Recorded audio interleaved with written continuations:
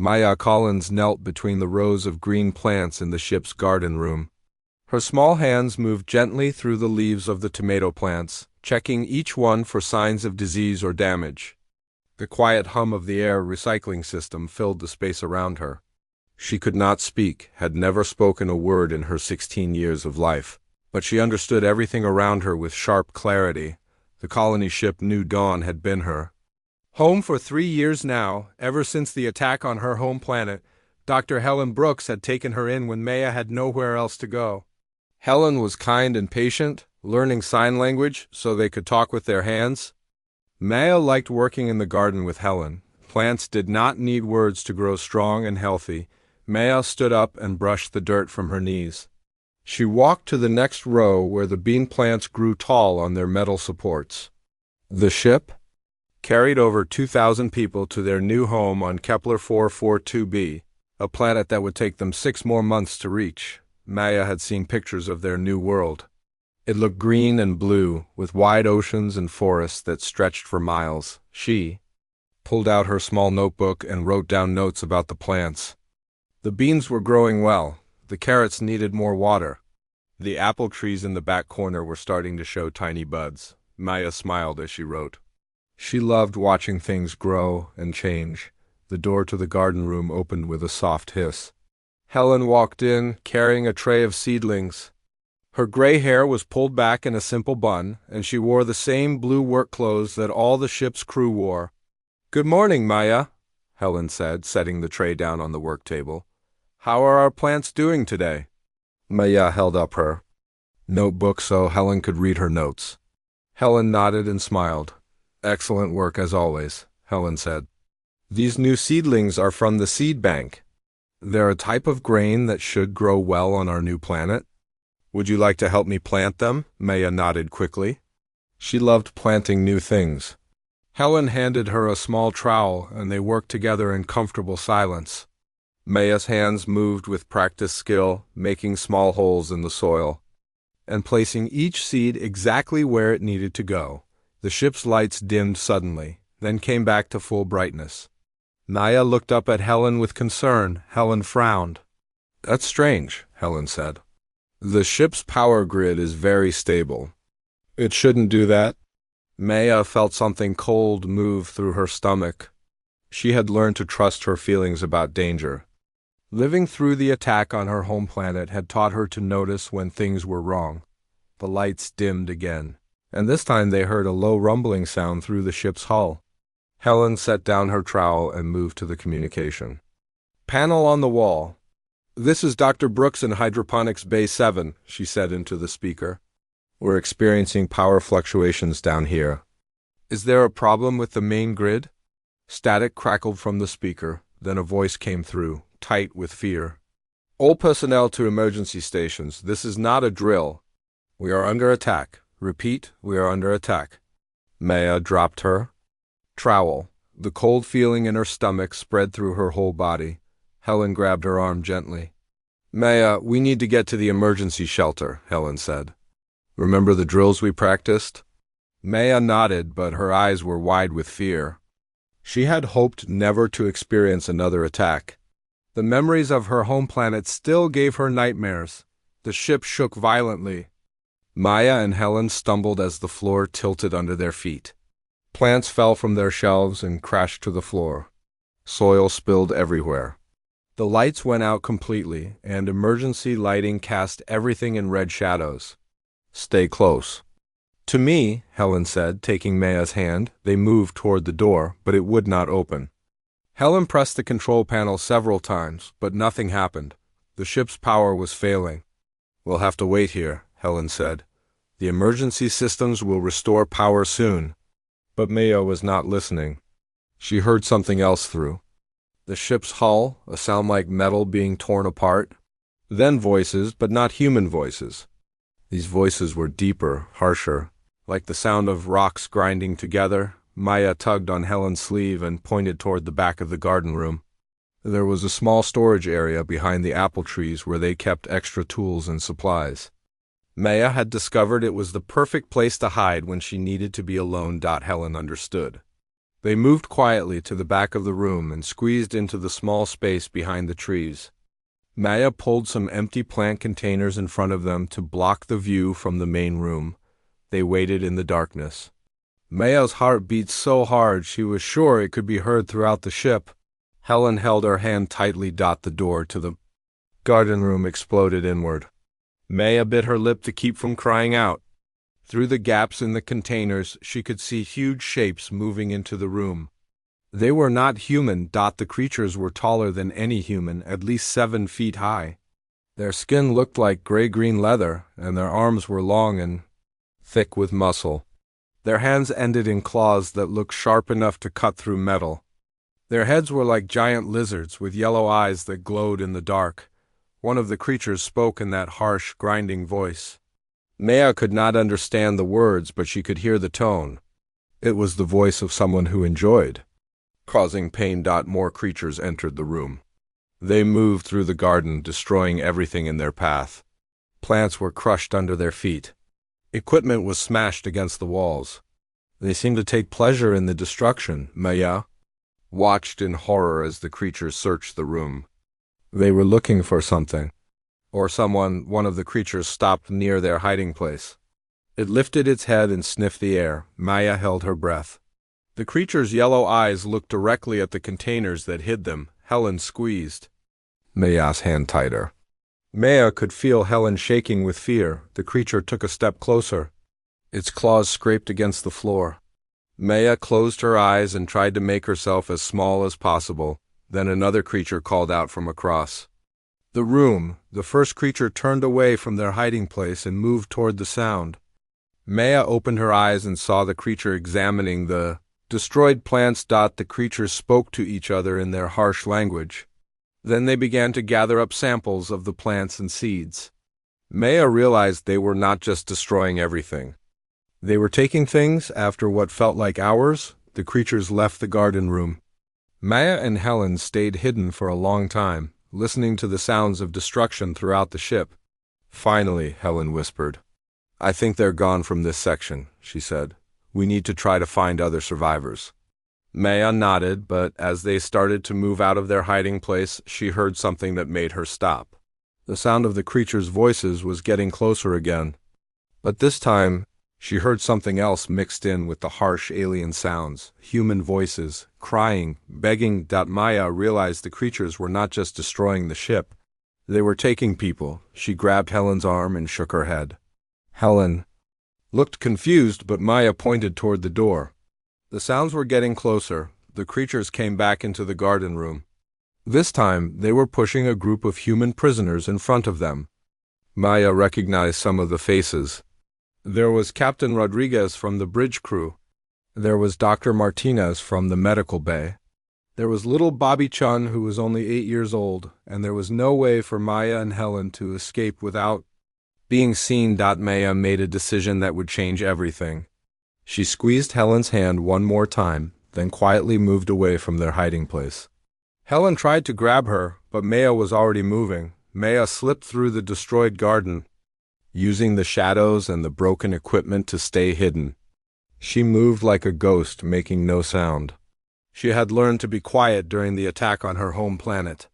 Silence had kept her alive then. She reached the door just as the creatures were forcing the human prisoners out of the room. Maya slipped through the doorway and into the corridor beyond. The ship was full of smoke and emergency lighting. Maya could see the creatures moving through the hallways, driving groups of human prisoners toward the docking bays. She followed them, staying in the shadows. At the docking bay, Maya saw an alien ship attached to the New Dawn. It was huge and black, with sharp angles that looked like weapons. The creatures were loading the human prisoners into the alien ship. Maya knew she had to act fast. Soon the creatures would take the prisoners and leave. Helen would be gone forever. Maya found a maintenance shaft that led into the alien ship's cargo area. She was small enough to fit through spaces that an adult could not use. She crawled through the shaft and dropped down into a dark storage area. Filled with strange containers and equipment, the alien ship was cold and smelled like metal and something else she could not identify. Maya hid behind a large container and listened to the sounds of the creatures loading their prisoners. The ship's engine started with a roar that shook the floor. Maya felt the ship pulling away from the new dawn. She was now a prisoner on an alien ship traveling to an unknown destination, but she was not helpless. She had her notebook. She had her ability to observe and understand. And she had something the creatures did not expect. She had chosen to be here. This was not capture. This was infiltration. Maya Collins, the silent human girl, was going to save her people. And she was going to do it without making a sound. Maya woke up to the sound of heavy footsteps above her head. The alien ship had stopped moving, and she could hear the creatures talking in their harsh language. She had been hiding in the cargo hold for what felt like days, eating small amounts of food she had found in the storage containers. The air in the cargo hold was hot and dry. Maya's throat felt rough from the lack of water, but she had learned to ignore discomfort. She pulled out her notebook and wrote down everything she had observed during the journey. The creatures walked heavily and made noise when they moved. They seemed to have very good hearing and smell, but their vision was not better than human sight. They ate strange dried meat that smelled terrible. They argued with each other often, but always in their grinding language that Maya could not understand. The ship's engines stopped completely. Maya felt the ship settle as it landed. She heard the creatures moving around above her, preparing to leave the ship. She knew this was her chance to see where they had brought the human prisoners. Maya found a small vent that led to the outside of the ship. She crawled through it carefully, making sure not to make any noise. The vent opened near the ground, and Maya squeezed through the opening. The heat hit her like a physical blow. The air was so hot it burned her lungs when she breathed.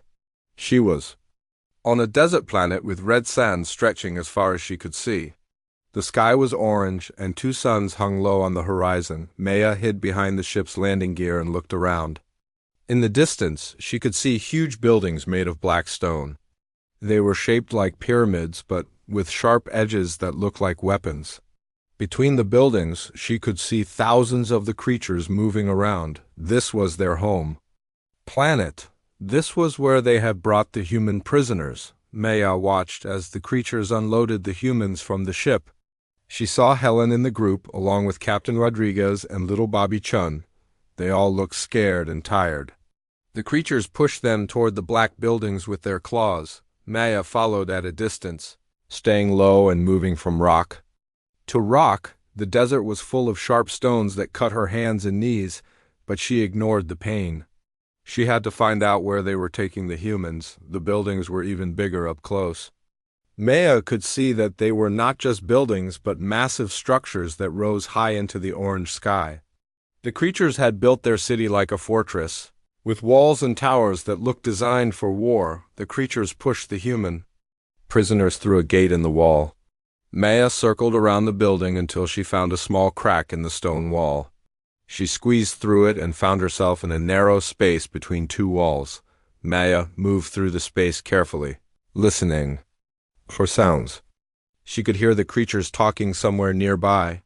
She found another crack that let her look into a large room. The room was full of creatures sitting on stone benches. They were all looking at one creature who stood on a raised platform. This creature was bigger than the others, with more scars on its leather skin. It wore metal armor that looked like it had been through many battles. Maya realized she was watching some kind of meeting or ceremony.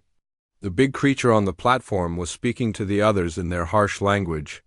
Maya could not understand the words, but she could see the reactions of the creatures listening.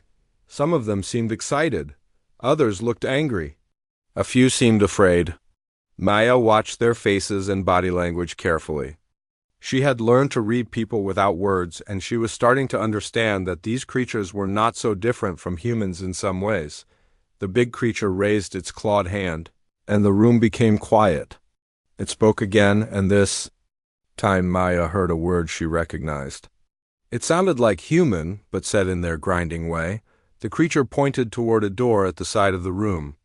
Maya followed its gesture and saw the human prisoners being led through the door. They were taken to what looked like a prison made of metal bars. Maya watched as the creatures locked the humans in the prison. Then the big creature spoke again, and Maya saw something that made her blood turn cold. The creature made a gesture with its claws across its throat. The other creatures in the room made sounds that Maya realized were laughter. They were planning to kill the humans, but not right away. The big creature held up several claws, and Maya counted them. 5.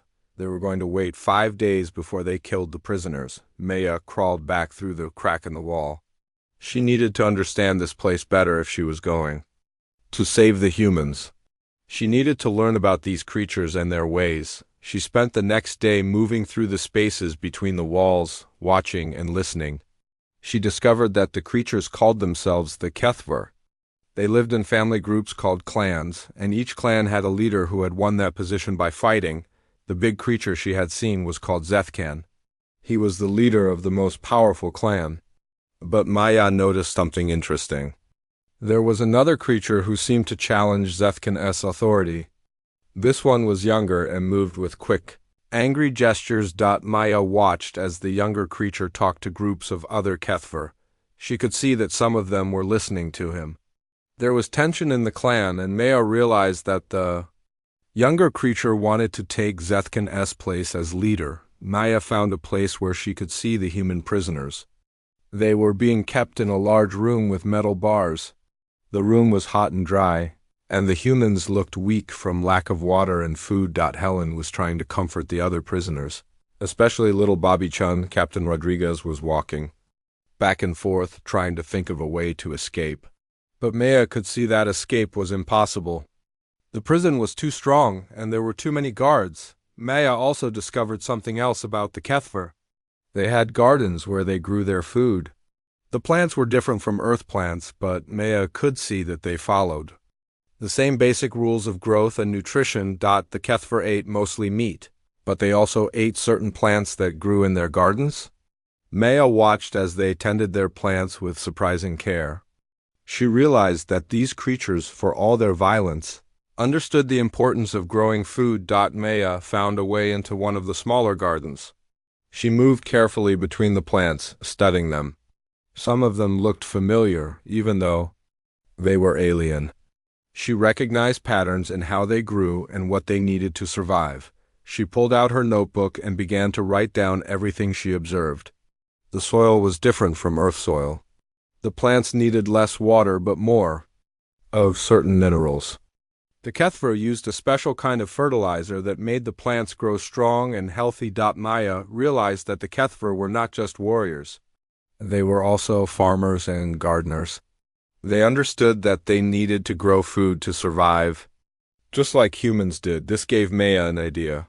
She had spent her whole life working with plants and understanding how they grew. She knew things about nutrition and soil and fertilizer that might be useful here. Maya also noticed something about the way the HFY moved and acted. They were always trying to show how strong and fierce they were. They challenged each other, constantly pushing and shoving to prove their dominance, but Maya could see past the aggression. She watched their eyes and the way they held their bodies. She saw fear and uncertainty hidden behind their fierce expressions. They were not as confident as they wanted to appear. The younger creature who wanted to challenge Zethkan was especially interesting to Maya. He was strong and fast, but he was also arrogant. He made mistakes because he was so sure of himself. Maya watched him training with other warriors. He was skilled with his claws and teeth, but he did not pay attention to details. He assumed that strength was the only thing that mattered. Maya began to form a plan. She could not fight the HFY with weapons or strength. She was too small and weak. But she could use her knowledge of plants and her ability to observe behavior. She could use their own culture against them. Maya spent the rest of the day gathering information. She learned the layout of the building. She found out where the HFY kept their food and water.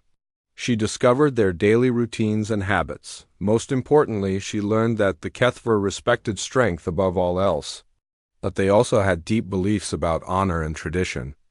They followed rules that had been passed down for generations. Maya realized that if she could understand these rules, she might be able to use them to save the human prisoners. She just needed to figure out how a silent human girl could prove herself to a race of warrior aliens. As the second day ended, Maya made her decision. She could not save the humans by hiding and watching. She would have to reveal herself to the Kethver and somehow convince them that she was worth their attention. She would have to become part of their world. If she wanted to change it, Maya looked at the orange sky and the two setting suns.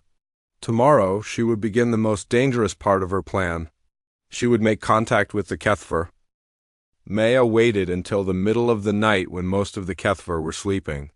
She crawled out of her hiding place and made her way to the garden where she had seen the younger creature training earlier. His name was Velthik, and Maya had learned he was Zethkin's brother. Velthik was practicing his fighting moves in the moonlight. His claws cut through the air as he moved, and his movements were fast and deadly. Maya watched him from behind a large plant, studying the way he fought. She could see that Velthik was skilled, but he had weaknesses.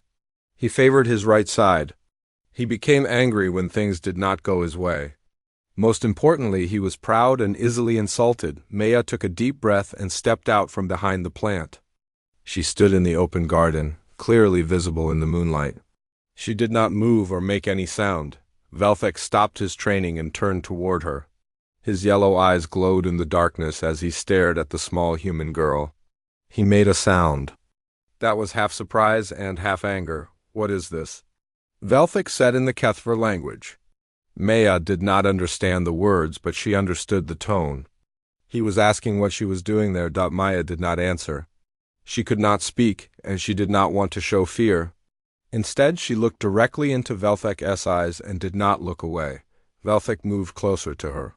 He was huge compared to Maya, towering over her like a mountain. His claws were longer than her fingers, and his teeth were sharp enough to bite through metal. "You are one of the human prisoners," Velthik said. "How did you escape? Why are you here?" Maya pulled out her notebook and wrote quickly.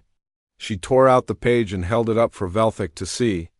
She had written in simple pictures and symbols, showing a human figure and a Kethver figure facing each other. Velthik looked at the drawing with confusion. He reached out with one claw and took the paper from Maya's hand. He studied it carefully, then looked back at Maya. "You want to fight me?" Velthik said. He made the sound that Maya had learned was Kethver laughter. "You are small and weak. I could kill you with one claw." Maya shook her head. She took out another piece of paper and drew a different picture. This one showed a human figure and a Kethver figure sitting together, with plants growing around them. Velthik looked at this drawing for a long time. Maya could see him thinking, trying to understand what she meant. "You want to help me?" Velthik said. "Why would a human help a Kethver?" Maya wrote on another piece of paper. She drew a picture of the human prisoners behind bars, then drew a picture of herself standing free. She was trying to show him that she was different from the other humans. Velthik studied the drawing. Maya could see that he was curious about her. She was not acting like other humans he had seen. She was not crying or begging or trying to run away. "You are not afraid of me," Velthik said. It was not a question. He sounded surprised. Maya shook her head. She was afraid, but she did not let it show. She had learned to hide her fear during the attack on her home planet. Velthik walked around Maya in a circle, looking at her from all sides. Maya stood still and let him examine her. She kept her breathing steady and her face calm. "You are strange, little human," Velthik said. "My brother Zethkin says all humans are cowards, but you do not seem like a coward." Maya took out her notebook again and wrote quickly. She drew a picture of two Kethver fighting, with one winning and one losing. Then she drew a picture of herself standing next to the winner. Velthik looked at the drawing and his eyes widened. "You know about the challenge," he said. "You know I will fight my brother for leadership of the clan." Maya nodded. She had been watching and listening for 2 days. She understood more about Kethver society than Velthik realized. "And you think you can help me win?" Velthik said. He made the laughing sound again. "What could a small human do to help a Kethver warrior?" Maya wrote on another piece of paper. She drew a picture of eyes, then a picture of a brain. Then a picture of a hand pointing at weak spots on a Kethver body. Velthik studied this drawing carefully. Maya could see him thinking about what she meant. "You have been watching us," Velthik said slowly. "You have been learning about us," Maya nodded. She pulled out more papers from her notebook. She had drawn pictures of different Kethver during her time watching them. She had noted their fighting styles, their habits, their strengths and weaknesses. She showed Velthek a drawing of Zethken. She had drawn arrows pointing to places where the clan leader showed signs of old injuries. She had noted how he moved differently on certain days, how he favored his left arm when he was tired. Velthik looked at the drawings with growing interest. Maya had seen things that he had not noticed, even though Zethken was his own brother. "You see things others do not see," Velthek said. "This is interesting." Maya wrote on another piece of paper.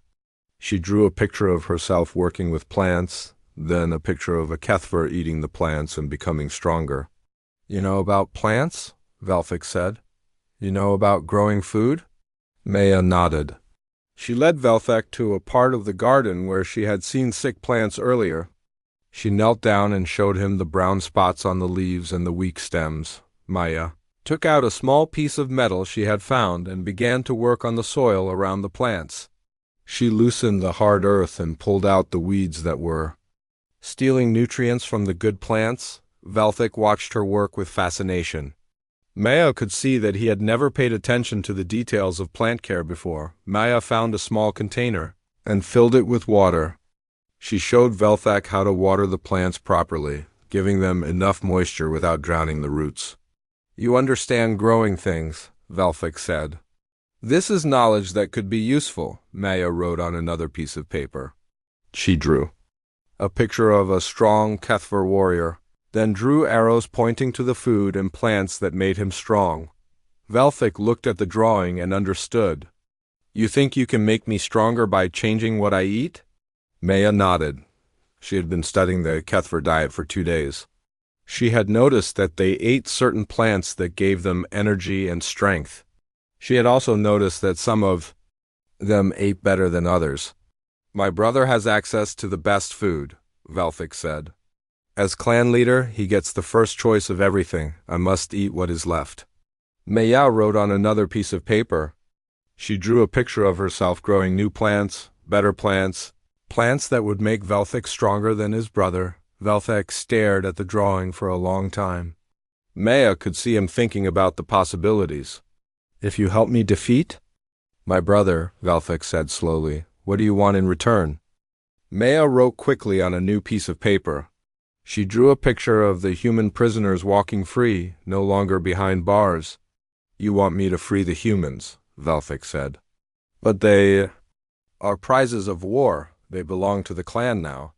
Maya shook her head.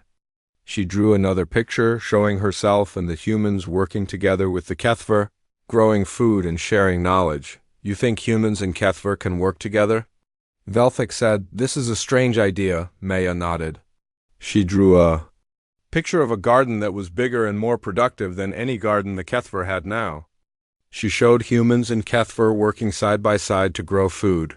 Velthik looked at the drawings and then at Maya. She could see him weighing the possibilities in his mind. "You are not like other humans," Velthik said finally. "You do not speak, but you communicate clearly. You do not cry, but you show strength. You do not beg, but you offer trade." Maya waited quietly for his decision. "I will make a deal with you, silent human," Velthik said. "Help me defeat my brother and become clan leader. In return, I will spare the human prisoners. But you must prove that your knowledge is real. You must show me that you can make me stronger." Maya nodded. She had expected this. She pulled out her notebook and wrote down a list of things she would need: water, soil, seeds, fertilizer, and time. Velthik looked at the list. "You can have these things. But you have only 3 days. The challenge fight happens on the 4th day." Maya nodded again. 3 days was not much time, but it would have to be enough. "There is one more thing," Velthik said. "You must stay hidden from my brother. If Zethken learns about you, he will kill you immediately." And if he discovers our agreement, he will kill the human prisoners as well. Maya understood. She would have to work in secret, helping Velthik prepare for the fight while staying invisible to the rest of the clan. Come, Velthik said. I will show you where you can work. He led Maya to a small building behind the main garden. It was used for storing tools and seeds, but it had space for Maya to grow plants in secret. You will stay here, Velthik said. I will bring you what you need. But remember, if you fail to help me win, the humans will die anyway. Maya nodded. She understood the stakes. She had 3 days to grow plants that would give Velthik an advantage over his brother. 3 days to change the balance of power in the Kethver clan. 3 days to save the human prisoners without fighting a single battle. Maya looked around the small building and began to plan. She would need to work faster than she had ever worked before. She would need to use every bit of knowledge she had about plants and nutrition. But most importantly, she would need to understand the deeper game she was playing. Velthik thought he was using her to defeat his brother.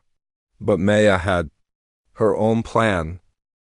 She was going to save the humans, but not in the way Velthik expected. Maya worked through the night in the small storage building. Velthik had brought her everything she had asked for, along with samples of the plants that the Kethver ate regularly. Maya studied each plant carefully, testing the soil and examining the roots and leaves. She discovered something important about Kethver nutrition. Their bodies needed a special mineral called Zethruk that was found in the red soil of their planet. This mineral made their muscles strong and their claws sharp. Without enough Zethruk in their diet, the Kethver became weak and slow. Maya found that the plants Zethkan ate were grown in soil that was rich with Zethruk. As clan leader, he had access to the best growing areas where the mineral was most concentrated. Velthik and the other warriors had to eat plants grown in poorer soil with less of the mineral. This gave Maya an idea. She began working with the seeds that Velthik had brought her. She mixed different types of soil, adding extra Zethruk to some containers and removing it from others. She planted the same types of seeds in different mixtures to see how they would grow. Maya also began preparing plants from the samples she had taken from the human ship. She had hidden small seeds from earth plants in her clothes when she snuck aboard the alien vessel. These plants had different nutritional properties than the Kethver plants. As Maya worked, she made careful notes in her notebook. She drew pictures of each plant and wrote down what nutrients they contained. She was creating a map of Kethver nutrition that would help her understand how to control their strength. On the second day, Velthik came to check on her progress. Maya showed him the plants she had grown overnight. Some of them were already sprouting, growing faster than normal. Kethver plants? How did you make them grow so quickly? Velthik asked. Maya showed him her notebook. She had drawn pictures showing how she had mixed the soil with extra Zethruk and used a special watering technique. The plants were absorbing more nutrients and growing stronger. Velthik tasted one of the new plants. His eyes widened as he felt the extra energy flowing through his body. This is powerful, Velthik said. I can feel my strength increasing already. Maya nodded, but she did not tell Velthik everything. She had grown 2 different types of plants. Some contained extra Zethruk that would make him stronger. Others contained earth plants that looked similar but would slowly reduce the amount of Zethruk his body could absorb. Maya was playing a dangerous game. She needed Velthik to trust her, but she also needed to control the outcome of his fight with Zethkan. I want you to start preparing food for my brother as well, Velthik said. If you can make me stronger, you can make him weaker. Maya shook her head and wrote in her notebook. She drew a picture showing Zethkan becoming suspicious if his food was changed. She explained through drawings that it would be better to focus on making Velthik stronger rather than making Zethkan weaker. You are right, Velthik said. My brother is careful about what he eats. He has survived many challenges by being suspicious of everything. Maya wrote another note. She drew a picture of herself working in the main clan garden, tending to all the plants that fed the entire clan. She showed Velthek that she could help improve the food for everyone, which would make the clan stronger overall. "This is a good idea," Velthek said. "If you can improve our food supply, the other warriors will see your value. They will support me when I become clan leader." Maya began working in the main garden during the day while continuing her secret work at night. She moved carefully among the Kethver plants, improving the soil and removing diseases from the crops. The other Kethver saw her working but did not pay much attention to a small human tending their plants. Maya used this opportunity to study the clan more closely. She watched how the different warriors interacted with each other. She saw which ones supported Velthek and which ones were loyal to Zethken. She also began to understand the deeper politics of the clan. Zethken was not just a strong fighter. He was also a wise leader who made decisions that kept the clan fed and safe. Many of the older warriors respected him not just for his strength but for his experience. Velthek was strong and eager, but he was also impatient and hot-tempered. Some of the younger warriors followed him because they wanted change and excitement. But Maya could see that many of the clan members were not sure he would be a good leader. On the third day, Maya made her most important discovery. She found Zethken's private garden where he grew his personal food supply. The garden was guarded, but Maya was able to sneak in during the early morning when the guards were changing shifts. Zethken's garden was beautiful and well-maintained. The plants were healthy and strong, growing in soil that was rich with Zethruck. Maya could see that Zethken understood plants almost as well as she did, but Maya also noticed something else. Some of the plants in Zethken's garden were showing signs of a disease that Maya recognized from earth plants. The disease was not serious yet, but it would slowly weaken the plants and reduce their nutritional value. Maya realized that Zethken's strength was already beginning to decline. The clan leader was getting older, and his body was not absorbing nutrients as efficiently as it once had. The disease in his plants was making the problem worse. This gave Maya a new idea. Instead of trying to weaken Zethken directly, she could help the disease spread naturally. The clan leader would become weaker over time, but it would look like a natural process rather than sabotage. Maya began introducing earth bacteria into Zethken's garden. She was careful to use only small amounts that would not be noticed immediately. The bacteria would slowly spread to other plants and reduce their ability to provide strong nutrition. At the same time, Maya continued to give Velthek plants that would make him stronger. But she also began giving him earth plants mixed with the Kethver food. These plants would provide energy in the short term but would reduce his body's ability to process Zethruck over time. Maya was setting up both brothers to become weaker eventually, but in different ways. Zethken would lose strength slowly and naturally. Velthek would gain strength quickly, but then lose it even faster. On the evening of the third day, Velthek came to see Maya one final time before the challenge fight. "Tomorrow I will face my brother," Velthek said. "Are you certain that your plants will give me the strength to win?" Maya nodded and showed him her notebook. She had prepared a special meal for him to eat before the fight. It contained all of her strongest plants mixed in a way that would give him maximum energy and power. "Good," Velthek said. "And you remember our agreement. When I become clan leader, I will free the human prisoners." Maya wrote in her notebook. She drew a picture of herself continuing to work in the clan gardens, helping to grow food for everyone. She wanted Velthek to know that she planned to stay and help the clan even after the humans were freed. "You want to remain with us?" Velthek asked. "Why would you choose to stay with the Kethver instead of returning to your own people?" Maya drew another picture. She showed humans and Kethver working together, sharing knowledge and growing stronger together. She was trying to show Velthek that cooperation was better than conquest. Velthek looked at the drawing for a long time. "You have strange ideas, silent human, but your knowledge has already proven valuable. Perhaps there is wisdom in cooperation." That night, Maya prepared the final meals for both brothers. For Velthek, she created a mixture that would give him tremendous strength and speed for a short time.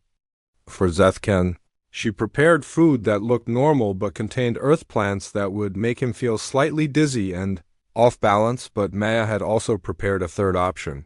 Hidden in her notebook was a drawing that showed a different outcome to the fight. An outcome where neither brother would die and both would learn something important about strength and leadership.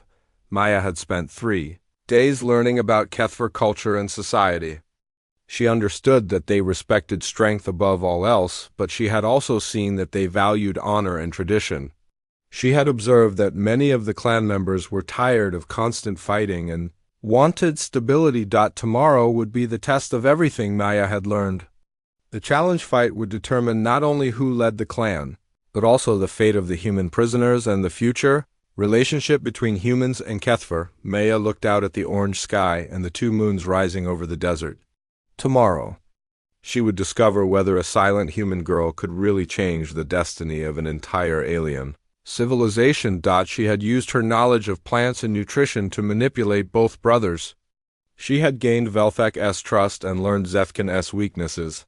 She had positioned herself to influence the outcome of the fight, but the most important part of her plan was still to come. Maya was not just trying to help one brother defeat the other. She was trying to create a situation where both brothers would learn that there were different kinds of strength. Maya closed her notebook and prepared for sleep.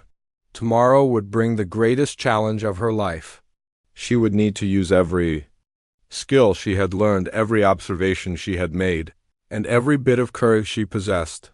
The silent human girl was ready to change history. The morning of the challenge fight arrived with both suns blazing in the orange sky.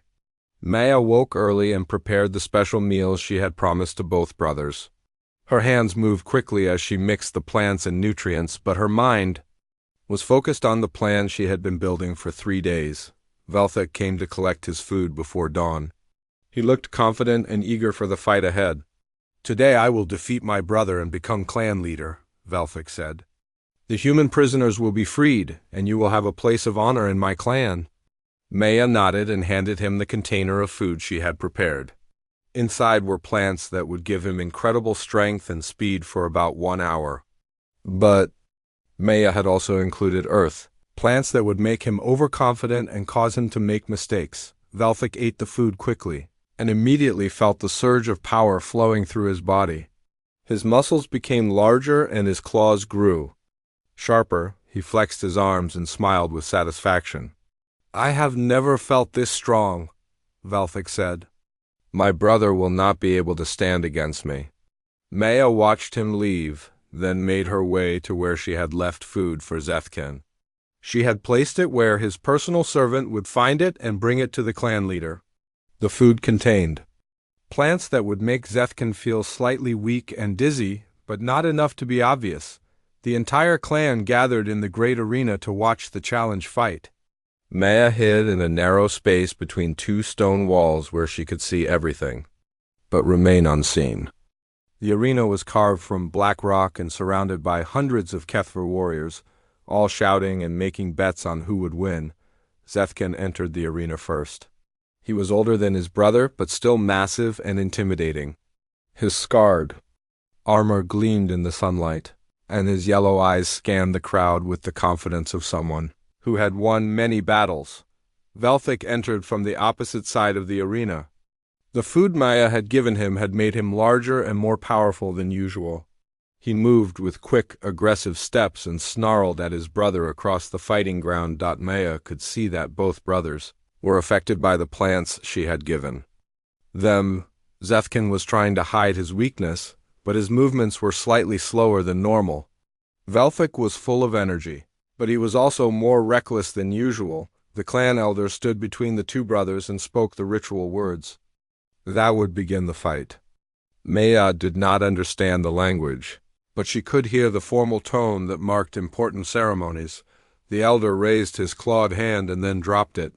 The fight began. Velthek attacked immediately, rushing at his brother with his claws extended. The food Maya had given him made him faster than Zethkin expected. Velthek landed several hits before Zethkin could defend himself, but Zethkin was experienced in battle. Even weakened by Maya's plants, he was still a skilled fighter. He used Velthek's aggression against him, stepping aside at the last moment and causing his brother to stumble. The fight continued for several minutes. Velthek had the advantage in strength and speed, but Zethkin had better technique and experience. Maya watched carefully, waiting for the right moment to put the final part of her plan into action. Maya pulled out her notebook and tore out a page. On it, she had drawn a detailed picture of both brothers fighting, but with symbols around the edge that showed something different. The symbols told a story about two kinds of strength working together instead of fighting against each other. Maya folded the paper into a small ball and threw it into the arena. It landed right between the two fighting brothers, causing them both to stop and look down. Velthek picked up the paper and unfolded it. Even in the middle of the fight, his curiosity was stronger than his anger. Zethkin also looked at the drawing, trying to understand what it meant. Maya had drawn the two brothers standing side by side, both strong but in different ways. One had the strength of youth and energy. The other had the strength of wisdom and experience. Together, they were protecting a large group of Kethver and humans who were working together in gardens and building new structures. At the bottom of the drawing, Maya had written symbols that she had learned from watching the Kethver. The symbols meant strength through unity and power through cooperation. Both brothers stared at the drawing. The entire arena had become quiet as the crowd tried to understand what was happening. Maya took a deep breath and stepped out of her hiding place. She walked into the arena, her small human form clearly visible to everyone. The crowd of Kethver warriors gasped in surprise. Many of them had never seen a human up close before. Maya walked to the center of the arena and stood between the two brothers. She looked up at Zethkin, then at Velthek, then back at the drawing in Velthek's claws. "Who is this human?" Zethkin demanded. "How did she get into our arena?" Velthek looked uncomfortable. He had not expected Maya to reveal herself like this. "She is my advisor," Velthek said slowly. "She has been helping me prepare for this fight." Zethkin's eyes narrowed. "A human advisor? This is against our traditions." Maya pulled out her notebook and wrote quickly. She tore out the page and handed it to Zethkin. On it, she had drawn a picture of the clan's gardens producing twice as much food as before, with humans and Kethver working together to tend the plants. Zethkin studied the drawing. Maya could see him thinking about what it meant. "You know about growing food?" Zethkin asked Maya. Maya nodded. She pointed to the plants growing around the edges of the arena. These were decorative plants that the Kethver had ignored for years. Maya had been secretly tending them for 3 days, and they were now healthier and more beautiful than they had been in years. Zethkin walked over to examine the plants. His experienced eye could see the improvement immediately. "These plants are stronger than before," Zethkin said. "How did you do this?" Maya wrote another note and handed it to him. She had drawn a picture showing how Earth knowledge about soil and nutrition could be combined with Kethver knowledge about desert farming to create better crops. "She is proposing cooperation," Zethkin said, understanding the meaning of the drawing. "She wants humans and Kethver to work together." Velthek was confused. This was not the plan he had agreed to with Maya. "We had a deal," Velthek said. To Maya, "You were supposed to help me defeat my brother." Maya shook her head and wrote another note. She drew a picture showing both brothers alive and leading the clan together, with one focusing on war and protection while the other focused on farming and trade. "She thinks we should both be leaders," Zethkin said, reading the drawing. "She thinks the clan would be stronger with both of us." The crowd of Kethver warriors began to murmur among themselves. This was a completely new idea in their culture. They had always believed that only the strongest warrior could lead. Maya wrote one more note and held it up so everyone in the arena could see. She had drawn a picture of the human prisoners being freed, but instead of leaving, they were staying to work with the Kethver. Humans were teaching Kethver about new farming techniques, while Kethver were teaching humans about survival in the desert. "She wants to create an alliance," Zethkin said. "Humans and Kethver learning from each other." Velthek looked at the drawings and then at his brother. The effects of Maya's plants were beginning to wear off, and he was starting to think more clearly. This could work, Velthek said slowly. We are strong in war, but we struggle to grow enough food for our growing population. The humans have knowledge we could use. Zethkin nodded. And we have knowledge of this planet that could help humans survive here. Maya smiled for the first time since the attack on her ship. Her plan was working. She had used the challenge. Fight not to help one brother defeat the other, but to bring them together. What about our traditions? Asked one of the elder warriors from the crowd. We have always followed the strongest leader. Maya wrote another note and showed it to the crowd. She had drawn both brothers, but with different symbols of strength. Velthek's symbol showed the strength of protection in war. Zethkin's symbol showed the strength of wisdom and leadership. Two kinds of strength, Zethkin said, understanding. Both necessary for the clan to survive and grow. The brothers looked at each other, then at Maya, then at the crowd of warriors watching them. I propose a new tradition, Zethkin said. My brother and I will lead together. I will handle matters of wisdom and planning. He will handle matters of war and protection. Velthek nodded. And we will work with the humans to make our clan stronger than any clan has ever been. The crowd of warriors cheered. Maya had given them something they had never imagined before, a way to be strong without constant fighting. Maya walked over to where the human prisoners were being held and wrote a note for the guards. The note showed the prisoners being released. And working freely with the Kethfer, Zethkin saw what she was doing and nodded to the guards. Free the humans. They are our partners now, not our prisoners. Maya watched as Helen and the other humans were released from their prison. Helen ran to Maya and hugged her tightly. How did you do this? Helen asked in sign language. Maya signed. Back, I listened, I watched, I learned. And I found a way to make everyone stronger together. The silent human girl had won the greatest victory of all. She had turned enemies into allies without fighting a single battle. She had shown that the greatest strength was not in defeating others, but in understanding them. May.